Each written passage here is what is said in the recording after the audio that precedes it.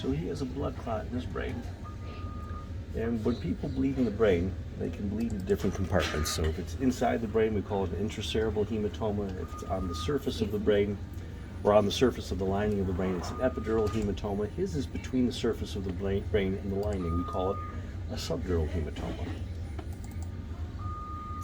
And the problem with a blood clot in the head is that it occupies space. So the brain's the only organ that's completely encased in bone. So whereas a blood clot somewhere else might make something expand, the skull doesn't expand. So as the blood clot gets bigger, it does so at the expense of the brain and compresses it. So this is called an axial view. We're just taking horizontal slices from his nose working up to the top. So you can see the bridge of his nose.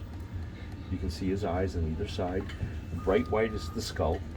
The grayish material is the brain, and the darkest fluid cavities in the brain. This area over here, this white rim, is the blood clot. It's called a subdural hematoma. Wow. So if we draw a line from here, which is the midline point, down to here, which is the midline over here. So this is the right side, this is the left side. I look at this like I would look at you. This is the right ventricle, it should be on the right side of the head. This is the left ventricle, it should be on the left side of the head. You can see the entire left ventricle's been shifted over. Holy moly. And if we want to measure from here over to here, so about 12 millimeters, over a centimeter of shift, which is a lot of shift. That's a lot. Yeah. Then if we go over here, this is called the coronal view. We're looking right at him. So this is his right eye, his left eye. And you can see the blood clot goes from the top of the brain down to the base of the skull. Yeah. And again, you can see the amount of shift. Yes.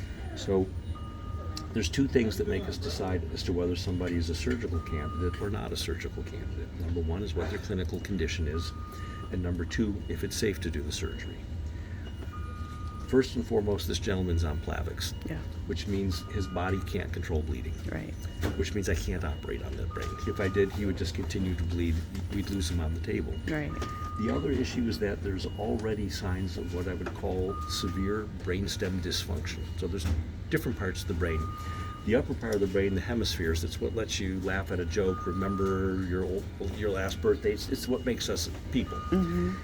The bottom part of the brain is called the brainstem, and it controls the basic functions of life. It doesn't tell the heart to beat, but it tells the heart how fast to beat. It tells the lungs when to take a breath.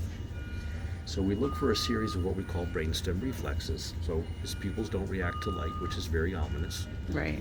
You saw me touch the front of his eye, his cornea. That is probably the most noxious stimulus you can do to a person, is touch their eye. Sure. He has no response to that. Right.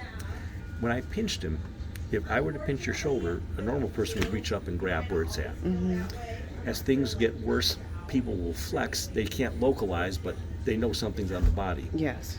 If you saw, he had an extensor posture. Yes, he did. Okay, we call that a decerebrate posture, which, if you can speak the Latin, it means without brain. So it's a reflex without the brain saying, he's pinching up high, look here, reach there. Right. So the fact that he has a little bit of a gag, and the fact that he has that abnormal posturing tells you there is still some brainstem activity, but very, very little. Right. And even if you weren't on Plavix, any chance for quality of life after a major operative intervention would be very slim. Gotcha.